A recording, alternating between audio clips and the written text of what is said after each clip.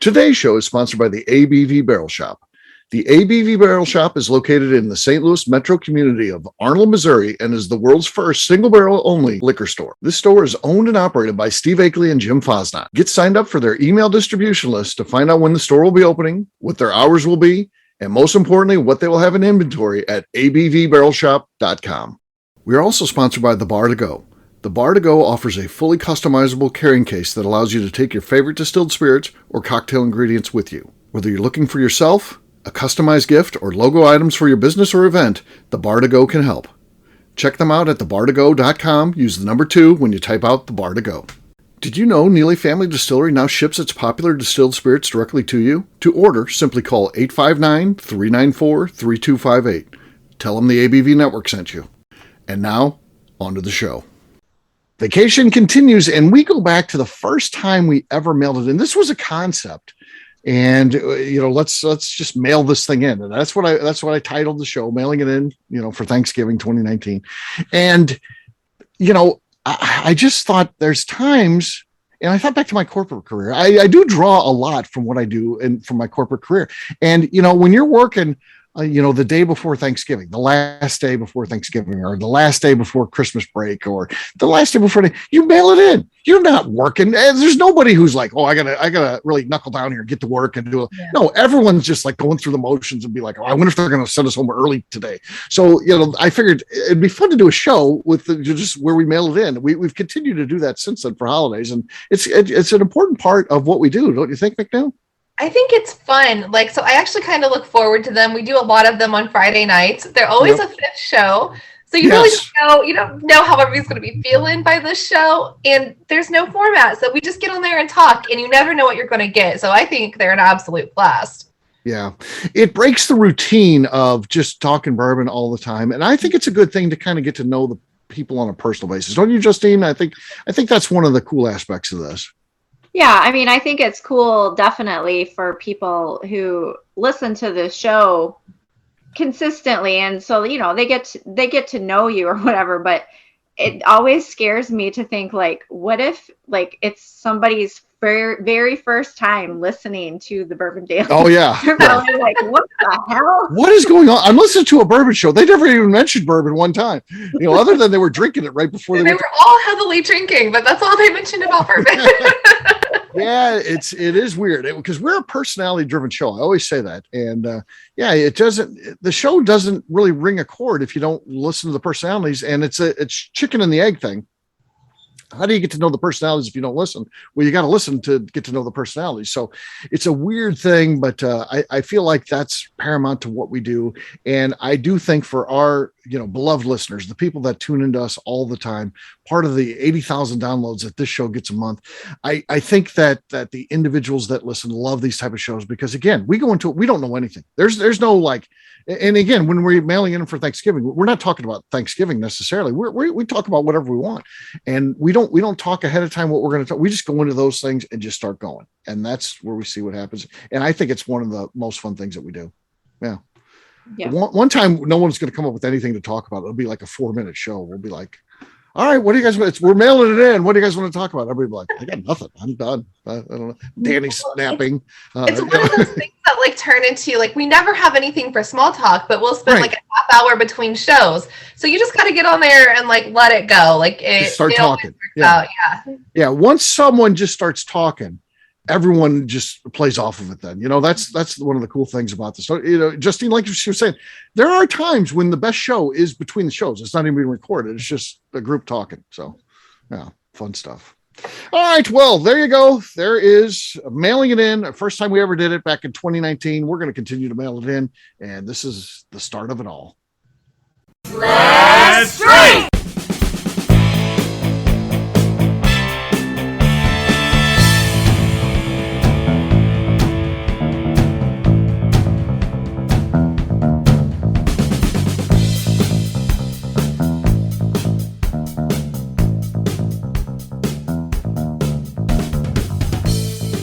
Happy Thanksgiving and welcome to the Bourbon Daily, the podcast about everything bourbon delivered to you Monday through Friday every week.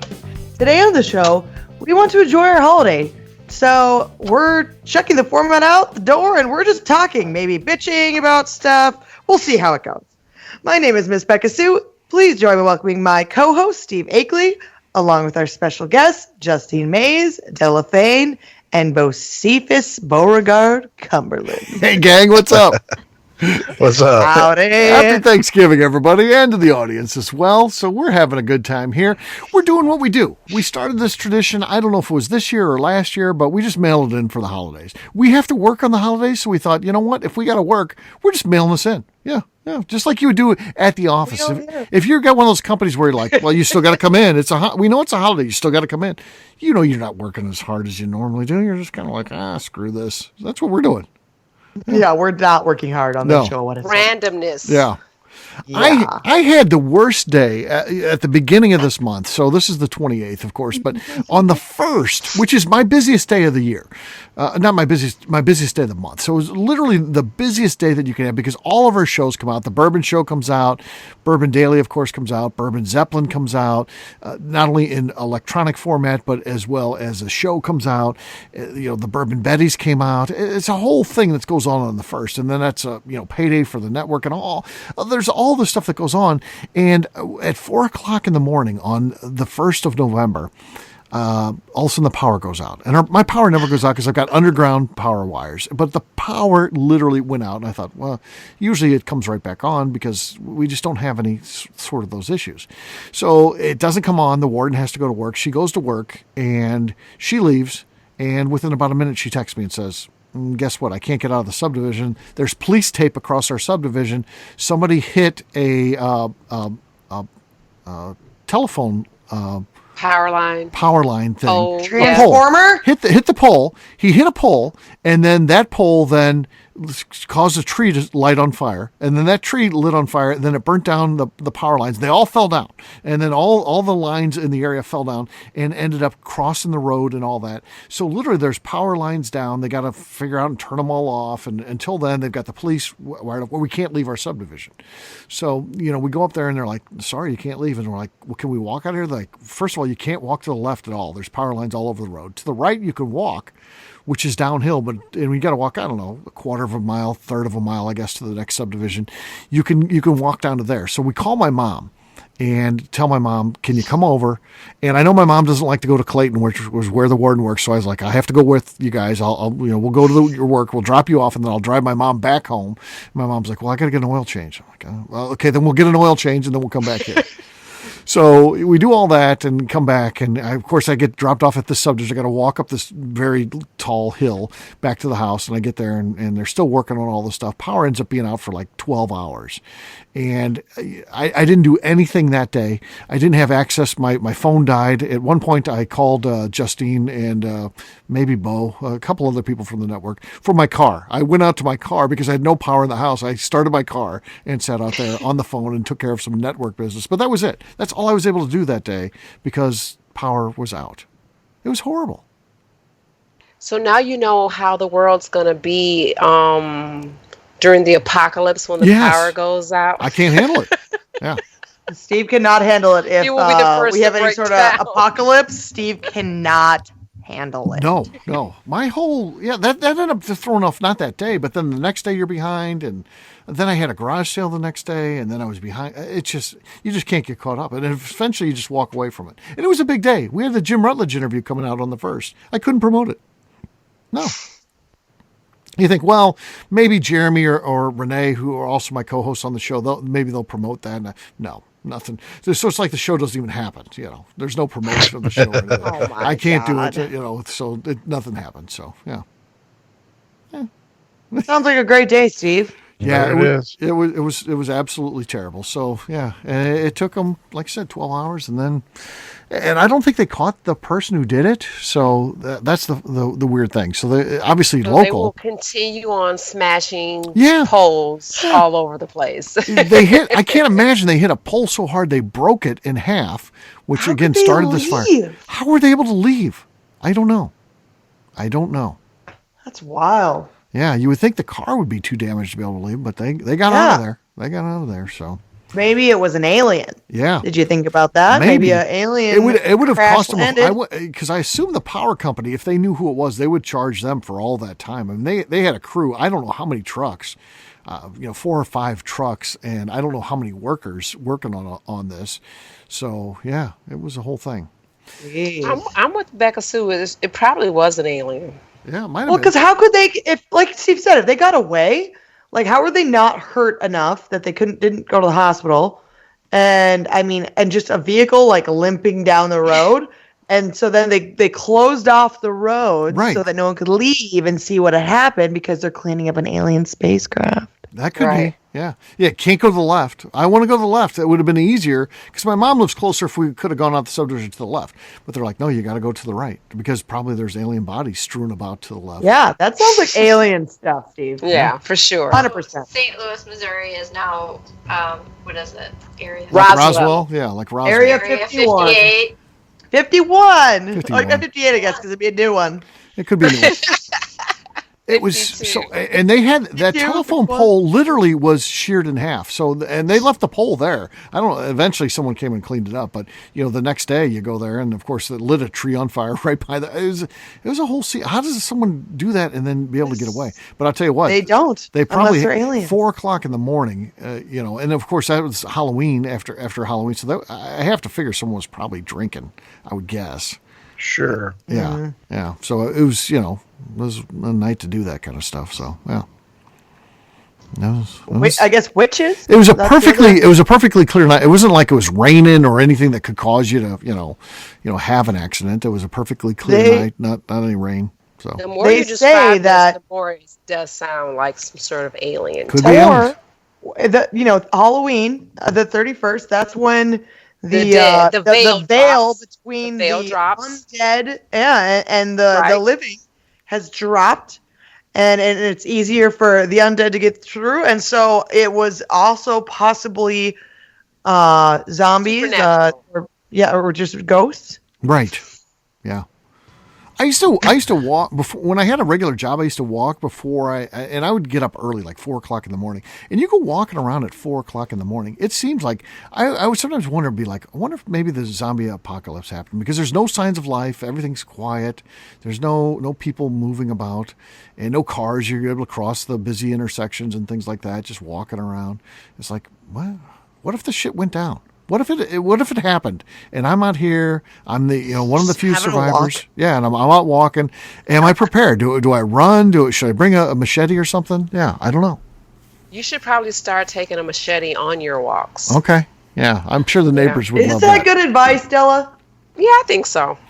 Because if you don't run into a zombie, you still may run into like a rabbit, squirrel, or something. And I'll tell you what has chased me a couple times is dogs. So. If I had that machete, should be macheting dogs, though. If I had that machete, would I take it out on the dogs? I don't know. I mean, I don't know. It's been some scary times. I one thing I don't do when a dog is chasing me, I don't run because first of all, I know the dog can run faster than I can. So I stop and I hold my ground and I just like get out of here. Yeah, I'm like you're trying to scare a bear, make loud noises, and maybe maybe the person who owns the dog is going to hear me so I always kind of stand my ground, and it's worked for me. What would you guys do if you came across a dog? You're walking. I've been bit by a dog before, and I was minding my own damn business, and it just walked up to me and took a nice little chunk out of my leg. So the next time I see a dog that looks threatening, I'm gonna machete that bitch. Yeah. I don't understand why people don't have their dogs on leashes. I'm out. What happens is when you're walking early in the morning, the people will let their dogs out in the morning. I guess the dog wakes up, has to go to the bathroom. People just let their dogs out the front door. And then the dog, just sees someone strange walking around the neighborhood, just takes off and wants to attack. If you know your dog is like maybe a little bit aggressive, you better be putting them on a chain. Right. Yeah. You don't just open the door and let the dog out. No, not if you know that your dog is like, if your dog is aggressive. Right. Or an asshole. Yeah. I mean, like you don't just go, no, my dog's really nice and like see it like chase your friends out of your house and out of your yard all the time. Be like, no, but he's really nice. Like, no, so put it on a chain. Yeah. There was one dog I would always come across, and he was an older one, probably like a poodle mix. He'd come out, and you could tell this was an old dog. And he would be afraid of me when he saw me. And I would always crack up about that.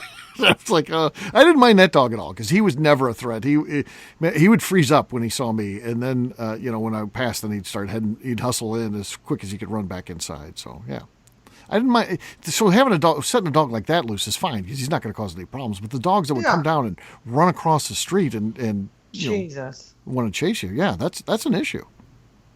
Stop thinking your dog is so sweet. It's probably a fucking asshole. Right. Right? It's not friendly. Yeah. Jeez. So Bo left. I guess he's gone for Bo's good. gone. He went to. They said Thanksgiving dinner's ready, and Bo's done. That's it for him. Bo just left. He's not going to wait around for shorts. seconds. He's like, the hell with these shorts. I'm ready to go tidy whitey. I'm done. Ready to be naked. Yeah. Well, we can drink without Bo, I think. Yeah. So let's drink. Right? What is everyone drinking? Let's see here, Della. We'll start with you. What are you drinking there? Well, since last show, and then you brought up a little nostalgia, and I was talking about the oldest bottle in my collection, I decided to bust out the old Stumpy Monroe Single Barrel Select. This is batch number 63, like one of the first ones. Yeah. Yeah, I forget what he's on now. Okay. I just suck. Just so. All right. I've got the Pinhook here. So this is it's getting to be a well-loved bottle. It's about halfway now. So I opened it up last week. So here we go. Now, Dell and I are tied. There was both. I was going to say, I don't know what was bad. Those were weak. So Dell and I, we're going to say we're tied. So what do you got there? Justine, can you beat that? I have Neely Family Distillery. I have the Marshmallow Black Belt. Ooh, Nice. I don't know what that means, but just the word marshmallow makes me excited. Oh, That was good. That was really good. That was good. That's our leader. Fresh crack. That's going to be tough to beat, but Miss Becca Sue, you want to try? What do you got, the little wild turkey there? Well, I thought I'd stick with the fact that it's Turkey Day, right? True. Right? Oh, yeah, I didn't even think of that. Oh, Come my on, guys. God. I want to Think ahead. rewind my life now and go back. I've got some Wild Turkey Forgiven. Forgiven, okay. Okay, well, I think Justine got that. Justine definitely got that. So, yeah, that was the great cork pop there for sure. Well, cheers, gang. Cheers. All right. We are going to take a quick break. And then when we come back, we'll still be mailing it in for Thanksgiving, but we're going to talk to Miss Becca Sue about a story going on in her family. We'll get to that in just a few.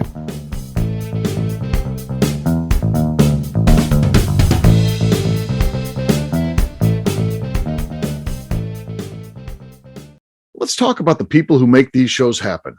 First up is the ABV Barrel Shop. The ABV Barrel Shop is owned and operated by Steve Akeley and Jim Fosnot in the greater St. Louis area. It is the most unique shopping experience in the world of bourbon, as the ABV Barrel Shop only focuses on single barrels. We aren't open just yet, but our plan is to have the most diverse single barrel offerings from our many friends in the world of bourbon. By signing up for a weekly email, you will know our entire inventory we have on hand. In addition to single barrels, we'll have a tasting bar and a gift shop featuring logo merchandise for both the shop and the ABV network, as well as a full curriculum of bourbon education classes. Additionally, we'll use the gift shop to feature products from our partners in the world of bourbon, companies like Art Eatable Chocolates and Old Man Bay Signs.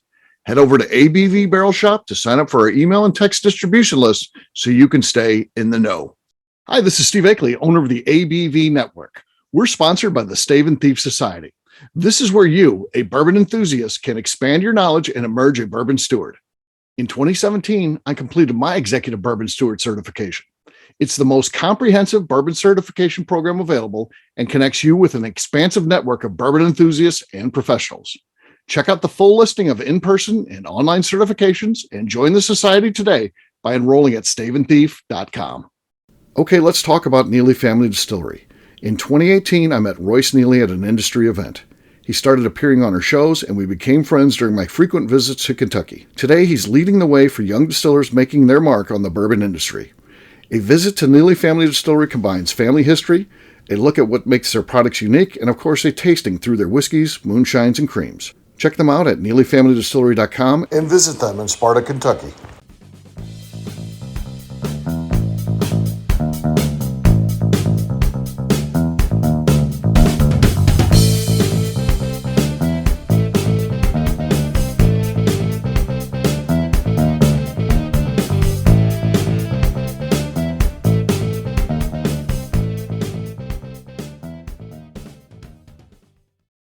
Hello, this is Jeff from Iowa, and you're listening to the Bourbon Daily with Steve and Miss Becca Sue. Welcome back to the Bourbon Daily. Happy Thanksgiving, and today we're mailing it in. Yes, we are. It's a tradition of the ABV network to not work too hard on holidays, and this is no exception. We are taking it easy. We'll be back with our regular great programming you expect tomorrow, but for right now, we want to just enjoy our time on the holidays too, so we're just hanging out. So just talking, telling stories. No format here today, but Miss Becca Sue, there was a story that you had, and you started to tell it before, and you thought, you know what, this would be better on the show when we just mail it in. So what was it? So I may have mentioned this on a previous show before where my parents have issues with people climbing on top of their building. Yeah. Have I mentioned that before, Steve? Do you remember? Yep. So again, people are climbing on top of my parents' building. So on the roof. So they own this building downtown Minot, and there's a fire escape on the back. It's like actual stairs up, and it says all over the place. It says no trespassing, private property everywhere. And my dad actually made an outside ladder with a cage over it that has a lock on it so people can't climb up on top of the roof. And so they've been working very hard on not letting people get on top of the roof. Yeah. Is it lost on them, though, having a daughter like you that just breaks all kinds of rules? That would do that? Right. You probably don't do it since it's your parents because you know there'd be some additional problems. But, you'd be the type that would be climbing on top of that roof if you had no family connection to this. Yeah. In my younger years, for sure. Mm-hmm. Yeah. Okay. So I get it. But it is posted all over the place. It says no trespassing. And like I said, they put this. My dad had this whole big cage made that has a lock on it, so you can't even access the ladder to get on top of the roof. But again, people find a way. They'd say people always find a way. And just a couple days ago, my mom woke up because she heard people climbing up the ladder again. And my dad was apparently, I don't know if he was in the bathroom or if he's in the laundry room changing clothes. I think he said he's in the laundry room. But my mom goes, Ted, call the police! Call the police! And she's screaming. And so my dad doesn't know what's going on. And he's naked. Naked Ted. And so poor naked Ted is like, what the hell's going on? And so he's trying to find some clothes to put on. My mom's screaming. I'm going, naked Ted, call the police. Call the fucking cops. And he doesn't know what's happening yet.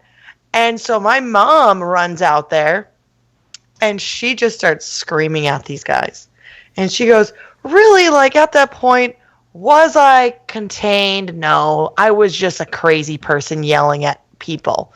And she goes, I'd say these guys were probably in their 20s, maybe later 20s. And so they really don't have any business crawling stuff. I expect it out of younger people, but you're in your late 20s. I do bullshit, but I don't do that stuff anymore. If I'm not doing that stuff, maybe you shouldn't either. And so she is just yelling. And she said she put the fear of God in these boys. And they're climbing down. And one of them's in a suit. One is in a straight up suit. And he's going, ma'am, I'm very, very sorry. I'm very sorry. And they're trying to, the one's trying to apologize. Another one's yelling, Ethan, get down, get down. And she goes, Ethan, you've been in my store. I recognize you. You've been in my store and you thought you should climb on top of my fucking roof. She said she was just yelling a lot of profanity, which my mom does not do, nor does my dad. Yeah. No, they don't swear often at all. But when people are climbing on the roof, it's just, they lose their minds, which they should. It's if someone got hurt, they're immediately just going to sue my parents when it already says, don't be climbing on this stuff. Right. That's how the world is. Yeah. It's then their fault they fell off there. Or whatever. Yeah. And so she loses her mind about it all the time. My dad loses his mind about it all the time. And I just laugh because my brother, we're sitting there at supper talking about it. And I'm like, you realize that this is probably like becoming a thing now to like younger guys that live around here. Like they heard about these crazy people that live downtown. One's naked. And like one of them's going to come out with a gun, or one's going to be naked and like running out, scaring you away. Like, see if you can get to the front of the building before one of these crazy people runs out and chases you off. I mean, I have so many questions. Right. Go on. Okay, my first question is the appeal of the rooftop because there's like this phenomenal view once you get up there, and that's why everybody wants to get up there? I can't imagine that it's not a bad view, but there's not a lot of there's not like mountains to look at. It's also always the middle of the night, so it's not like you could see much anyways. And it's not like we have skyscrapers. Maybe you can see closer. Maybe the stars are closer. Something. I don't think so with the light pollution. No, because now I want to climb. So, despite the cage, is it easy to get up? Relatively easy. Why are people doing this? It sounds from your description, it sounds like it's very hard to get up there. But is it not as hard? So, the cage actually, my dad.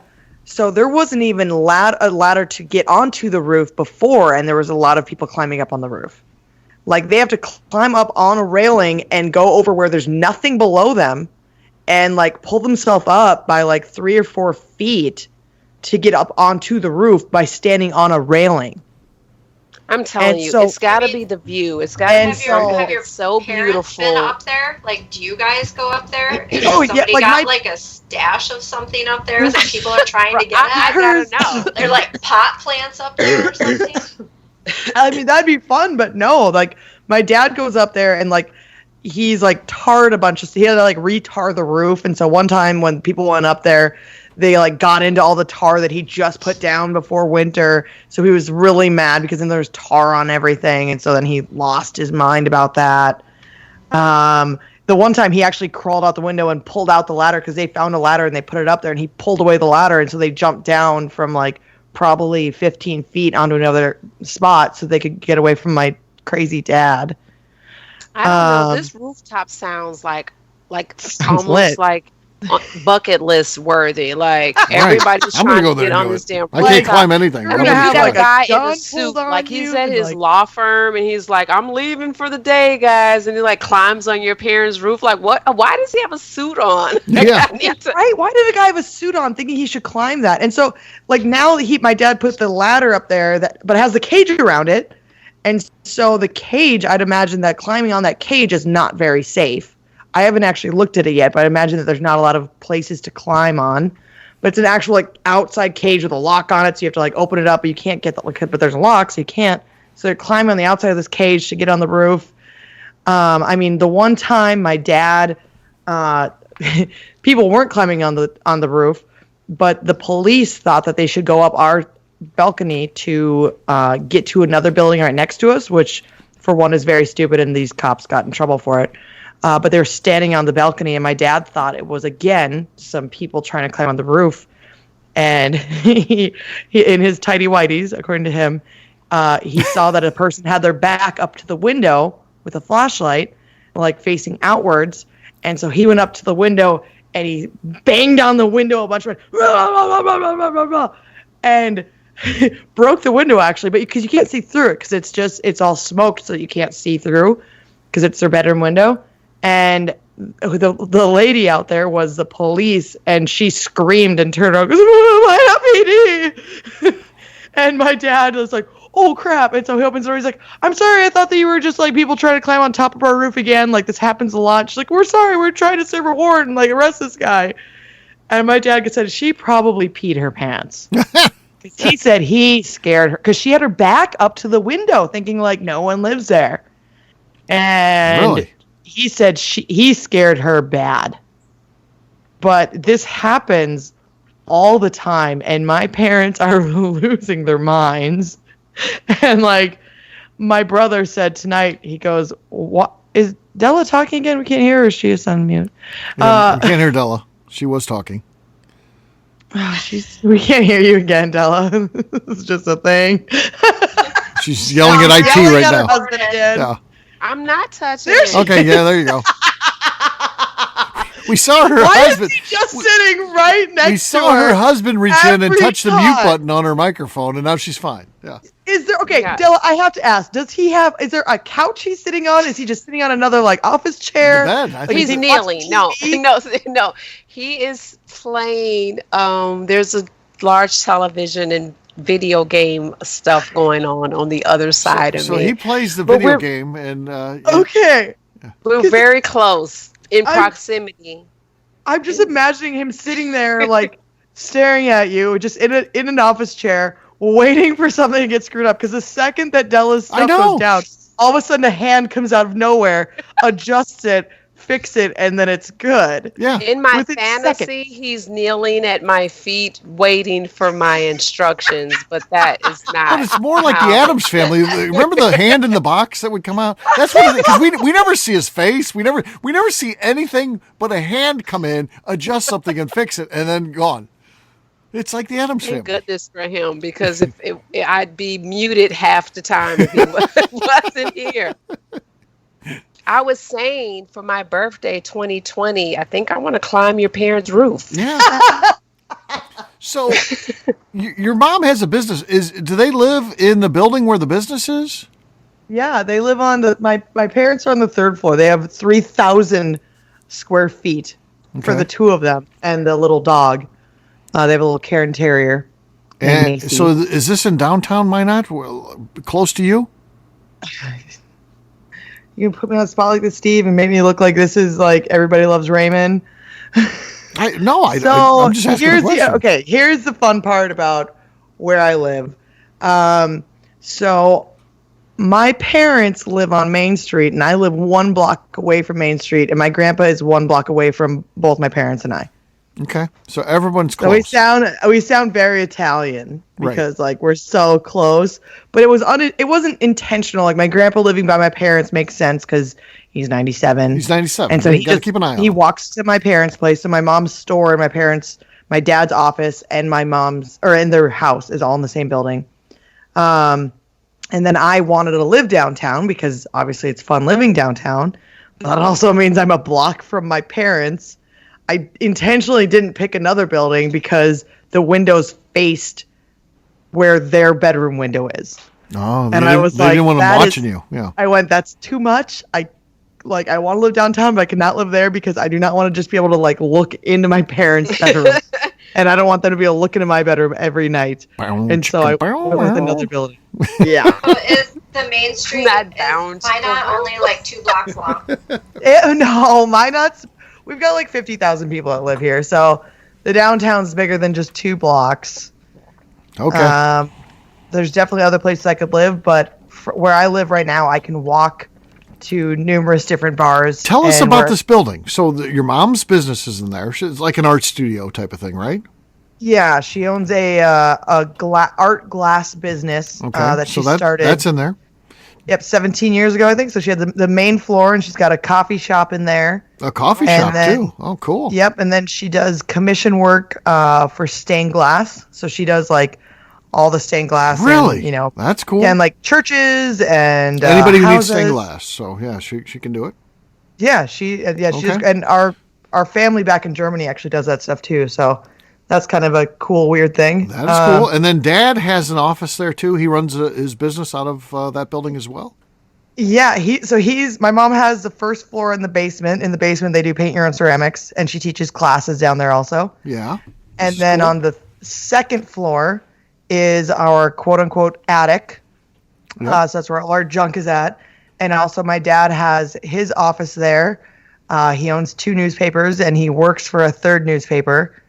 And Really? so he does that from the second I didn't floor. know and then Ted was a newspaper man. So yeah. Yeah, my dad is a salesman and he's an ad guy. Okay. He's in So ads. could you live on the second floor if you're like, you know what? I'd rather just live with you guys. Would they care?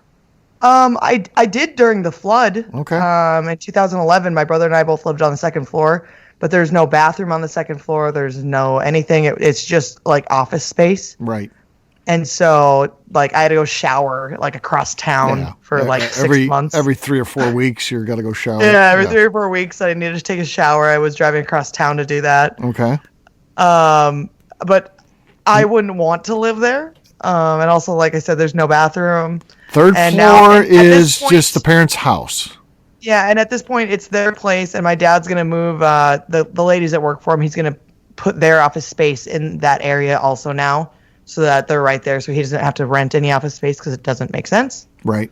And then they're on the third floor in their huge downtown loft with their like 13-foot ceilings, and they've got like a library. They've got 3 bathrooms. They've got 3 bedrooms.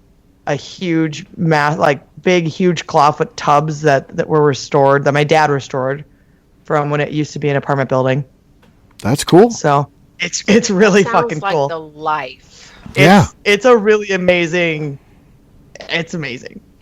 My dad did all the work. He took out 50,000 pounds worth of rubble when he redid that space, because he redid almost all of it, and so he was doing work. That's cool. Wow. Did he have you helping and stuff? Because Ted is notorious for getting other people to help him too. He's like, that's funny because we just talked about how it's like if you come and hang out, like Ted's making you do work. Right. Ted likes to get you involved, and then when you go over there, he's like, get to work. Yeah. Oh, hey, I actually need you to get this done, and it's like, wait, what?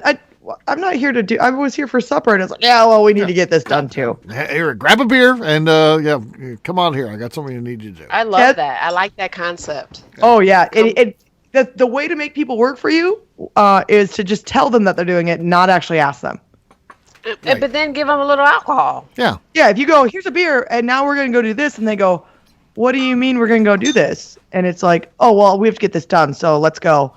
And like when you don't actually give someone an option to do something, you don't go, hey, will you help me? Right. Yeah, and of course, you just because if you say, will you, they'll say no. But if you say, grab that, they're going to grab it. Right. Yeah. And they're going to start It takes a real asshole to not. Yeah. Ted knows how to get things done. There's no doubt. Yeah. Yeah. Okay. He's recruited a lot of help over the years. Yeah. As have I. So where does Eddie Bolton live? So brother lives where? Because you talked about the rest of the family. The family unit is all within, a block of each other. What about within a block? Eddie lives in Williston, North Dakota, which is 2 hours from Minot. Boy. And then he is not home every weekend, but he's home a lot of weekends. Where does he stay when he's home? On my fucking couch. Oh, he couch surfs. Yeah. Yeah. Well, before I had an extra bedroom, but now that Ashley lives with me, he doesn't have that bedroom anymore. So now he just has to sleep on the couch. Yeah. No. Unless Ashley passes out on the couch, then he'll steal her bedroom. Right. Or someone with a pint of ice cream passes out on the couch. Yeah, or a pint. Yeah. That was a classic moment. Yes. That wasn't Eddie though. That was another friend. That was another friend. He had the pint of ice cream, passed out, all over his feet. Just melts all over the couch. Jesus Christ. I'm going to have ants. It's like the time when Justine got ants after she dropped that rum. Yeah. Oh, my God. It wasn't rum, it was gin, and I didn't have ants. Yeah. She texted me the next week after doing it. She spilt this everywhere, and she's like, shit, I got ants now. I'm like, oh, I won't say anything on the shows. Yeah. When we lived in Sturgis, we go to Sturgis for 11 days. When we lived in basically, Sturgis, you take up residence there for 11 days. So yeah. We do, and there'd be stuff like I'd bought a thing of suckers, and I'd opened the bag of suckers. They were just Tootsie Pops, and they'd fallen on the ground, and I was like, oh, and I didn't really think about picking them up because while we were in Sturgis, I was like, oh, geez, these fucking suckers are on the ground. I should probably pick them up, and I pick them up. And the whole thing is just filled with ants. I was like, oh my God, no wonder that there's flies and there's ants. Throw these away. Justine knows how that is. She's been there. She's been there, done that. We were tormented for 2 months with ants. We had exterminators come out, and even when they're gone, you still think they're there. I hate ants. Yeah. And every time my feet, something's on my feet. It's like I was so paranoid I couldn't go to the bathroom. I'm laying in the bed. I'm feeling ants on me 24/7. I'm just now starting to get back to normal, but those ants tormented us, like tortured us for. They were vicious. Like they bite. They eat your toes. You can't sit on the toilet without watching your feet. So bad. Yeah. They can get you. Ants are terrible. I don't know. I'd rather have. I don't know. We haven't seen any scorpions since we moved from West. Oh, that's a whole different thing. We don't have those. Since we moved from in West St. Louis. Phoenix to Tempe, I haven't seen one scorpion. But when we lived in West Phoenix, they'd be in the bed with us. We'd see them all the time. They'd be in your bed? Have you ever been stung by a scorpion? Let me tell you, me and my husband, and I'll give you the short version because this is a family show. We were in bed, and we have a wicker wooden type headboard. Yeah. And I was laying there falling asleep, and I heard this like click, click, click, click. And I didn't know what it was. I heard it, but I was just like, I don't know what that is. And we're laying in bed, and the lights are off, and he jumps up out of his side of the bed, and he's like, something was crawling on my head. So we turn the lights on, and he says, I swept it off my head, and I think it's under the pillow. And so he's on his side of the bed. I'm on my side of the bed. I got a shoe waiting. He lifts up the pillow. Yeah, it's a scorpion under the pillow. Oh, my God. And I beat the shit out of it with the shoe. How big? So they can get in the house? I was ready to ask that. Like, not that it matters, because a scorpion's a scorpion, but, like, how big was it? Medium-sized, the brown ones. What does medium-sized scorpion even mean? Justine and I live in the north. Right. There's no. I don't even know. Like, when I say medium, I'm like, medium? Quarter size. Like a quarter, like the size of the size of a silver dollar.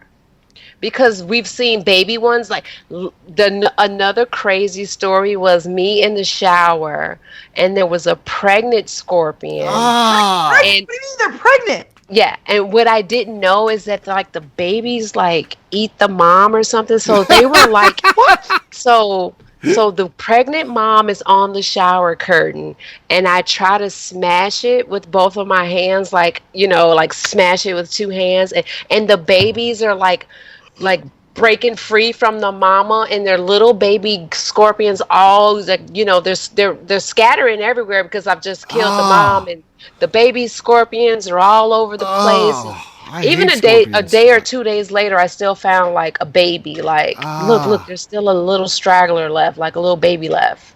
Like, how small is the baby? The babies are like maybe bigger than the giant black ants, like the bigger ants. Like the babies are like pretty the carpenter tiny. ants. Yeah, like those. Like Have those you ever gotten stung by one of these? But those are that's the thing. The mama scorpion has tons of them. They're not like 5 or 6. They're underneath her body. There could be 20 of them. Just nesting under her body. I don't like scorpions. I'm in the shower. I don't even know scorpions, but I don't like them. No. Yeah, you don't want to like them. I don't think I've ever been stung. Did your husband ever get stung? You get a. I don't know, because the mosquitoes here are very vicious and voracious. So sometimes you don't know if a sting Can is you ask him if he's been stung, since I know he's 3 feet from you?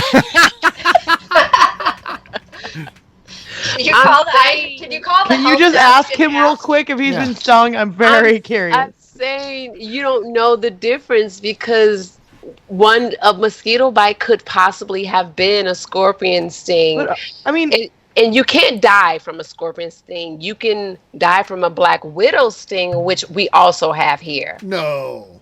Right at our front door, my youngest said, "Mom, there's a black widow spider at the door," and I'm like, he doesn't know what the hell he's talking about. When Steve was giving me shit on previous shows about living in the Great White North, like, I'm not dealing with this stuff. I didn't believe him or my husband. My husband left out to go to work and said, yeah, I think that, there was a black widow at the door. And my youngest is like, yeah, I think that was a black widow. And I'm like, they don't know what the hell a black widow looks like. So, of course, I Google it. And they go, it has the red hourglass shape on its back. And sure enough, that bitch was a black widow sitting right at our front door like, hey. Did you how kill you guys it? doing? It might have been dead. I don't know. I didn't kill it, but I just took a picture of it. You didn't kill a thing that was probably going to kill you. No. I just took a picture. I'm not bringing you with on the zombie apocalypse here, Justine or Adela. Like, you're not coming with. If you're not killing things that are going to kill you, you ain't coming with. I took You a be picture. I posted proactive. it on the gram to make sure, and everybody's like, "Yeah, that's a black widow," and I was like, "Oh, okay." But so that's what we have here. We have deadly rattlesnakes, we have deadly scorpions, we have black widows, we have coyotes, we have what's the other None of this cat? you were dealing with in Chicago. It was Absolutely the weather. not. Yeah, there's no Nothing. scorpions So in Chicago. with the beautiful weather year round, these are the other things that you have to deal with. We also have the sandstorms that can get pretty bad. It's like a sandy tornado. So what else? So Miss Becca, see, you would like this. I was in Arizona. I actually met Della when I was in Arizona. Yes. And it dropped down to like 60 one day, and people were out in parkas and boots. Oh my God! They can't wait to pull. Me and Steve laughed so hard. They can't wait to pull those Uggs out. It was so crazy. I was Why in. do they even own Uggs? I was in a shorts and a short sleeve shirt. I'm walking around, and these people are in parkas. I'm not kidding you. Yeah. Fur lined, with the around the hood and that. And they're bundled up. The moment that so It's now crazy. we're into November, so everybody is going to act like it's freezing outside, and we're still in the 80s. Like Thursday will be 88 degrees. But it doesn't matter because it's time to bust out those pumpkin lattes and those Uggs and those damn Victoria's Secret. What is the brand? Those hoodies and the Juicy? Pink? No, not Juicy. I can't think of the friggin' name because I'm too old. But the Victoria's Secret jogging suits with the hoodies and the Uggs. Is it pink? Pink. Thank you. So Steve, why do you know that? It says it right on the ass. Yeah. So, but literally, it's so crazy because the temperature is not the temperature where you need to wear a parka, but they like to wear that stuff. So they literally want to feel like they're with the rest of the United States. They want to feel like, oh, it's cold here, but it's not, and it's not gonna be for it's hot right now. And it's going to be hot for the rest of this week. We're going to be in, like I said, 88, 82, 83. We won't really get cold until January. And we'll start really, So if you move to Arizona, you're still going to wear that stuff because, it's a thing. Unless you're in, Flagstaff. Now, they get snow. Yeah, they get snow in Flagstaff, They ski in Flagstaff. Yeah. They get snow in Flagstaff. And if you miss the snow, a lot of people from Chicago and the Midwest move here. I run into people every day that are like, you're standing in line and you're giving your telephone number for your loyalty points at whatever grocery store or whatever. And there's always going to be someone that's like, did you say 708 or 312? I'm from Chicago too. So there's a lot of Midwest implants here. And if you miss the snow, just drive up to 3 hours away, drive up to Flagstaff, and you get your ski and your snow. I will never go there. I'm going to be honest. You're past it. Yeah. If I miss the snow that much, I'll just fly and go see my family. I'm not going to drive 3 hours to Flagstaff to see the snow because I'm never going to miss it that much. So. Yeah. All right. Well, a fun show today. We celebrate Thanksgiving and people get to know us a little bit better. So cool stuff. So we'll wrap this one up as we always do by talking about where people can find us. Justine, we'll start with you. Where can people find you? You can find me on Instagram at JA_Maze as well as at ABV Network Shop. All right. Della, how about you? You can find me on Untapped and Instagram under 6 Feet of Dynamite. All right, Miss Becca Sue. You can find me on Twitter and on Instagram at Miss Becca Sue, 1K, no C's. All right. For me, I'm an easy guy to find. I'm at Steve Akeley on Twitter, Instagram, or Facebook. I've got a website, steveakeley.com. We've also got a company website, and that's abvnetwork.com. Check that thing out because everything that we do is out there. If you like information about our club, our shop, Bourbon Zeppelin is out there. Quick Bourbon Notes, if you like that, that's out there. Past issues. And if you want to hear our old shows, they're out there as well. So check it out at abvnetwork.com. Miss Becca Sue, anything else to say before we get out of here? I'd just like to say happy Thanksgiving, and I hope everyone's enjoying their turkeys or whatever else they're eating on Thanksgiving. I'd also like to remind the audience to please give us a 5-star review that includes comments.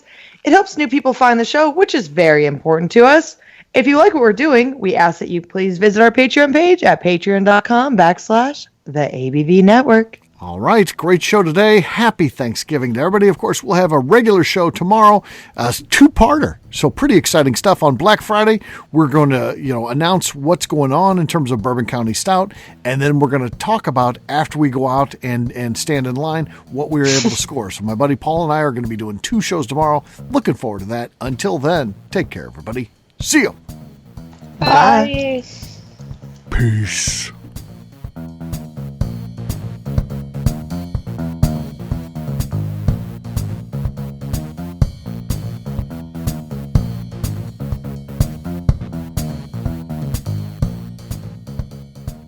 Before we finish the show, let's talk about some great companies that support the ABV network. First up is Moonshine Still Pro. Moonshine Still Pro has a full line of products to help the home distiller. Whether you want to experiment on the stove in your kitchen or you're looking for a bigger setup in your backyard, owner Russell Creed and his team can help. They have multiple still offerings, accessories, and even grain from their partners at Goldstone Mill to assist you in making whiskey on par with your favorite distillery. They can also help you with some fabricated parts you probably can't make yourself if you are attempting a DIY still project. Learn more or order your still or parts at moonshinestillpro.com. Another friend of ours is the Goldstein family at Goldstone Mill. The Goldsteins offer a variety of heritage and heirloom grains to make the finest whiskeys in the world. Plus, they are more than just a grain company. They are truly consultants to make sure the grains they are providing to you or your business meet your highest expectations. Additionally, they work with mills around the country, ensuring shipping is as low as possible for their customers. If you're a distillery, brewery, or even doing this at home, Goldstone can assist you. Check them out at goldstonemill.com, call them at 217-254-6613, or check in via email at hello@goldstonemill.com. Last but not least is the ABV Barrel Shop. While we don't get to play in the allocated bourbon game because we aren't selling the other products you have to do to get those, we do have access via our friendships in the bourbon industry to some really cool stuff. Have you ever seen your favorite craft distiller selling some really cool limited offerings only in their gift shop? I'm talking things like the hazmat offering Distillery 291 did for their 10th anniversary, or Neely Family Distillery's upcoming Papaw's birthday barrel. They don't have enough of it to send it out to distributors, so they only sell it via their gift shop. Well, companies like Distillery 291 and Neely Family Distillery have agreed to sell us 2 or 3 cases of these offerings moving forward, meaning our store will have the access to some of the rarest whiskeys in the world. Way more difficult to come by than the allocated bourbon offerings with a national release. Yes, they will be extremely tough to come by, but if you're a customer of our store, you'll have a chance to get them. Get signed up for our email or text list over at abvbarrelshop.com so you don't miss out. The Bourbon Daily is part of the ABV Network. For more information or to become a sponsor, please visit abvnetwork.com. Thanks for listening and cheers. This has been a Steve Akeley production.